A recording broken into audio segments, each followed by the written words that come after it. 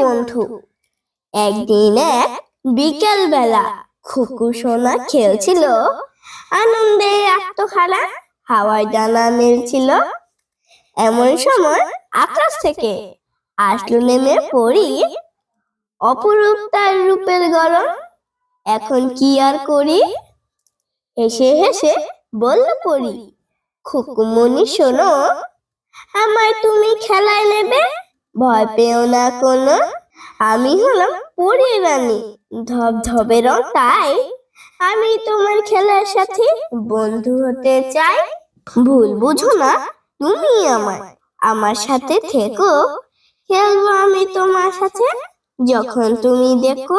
মাঝে মাঝে আমার দেশে তোমায় নিয়ে যাব, মনের মতো ঘুরবো দুজন, অনেক কিছুই খাবো।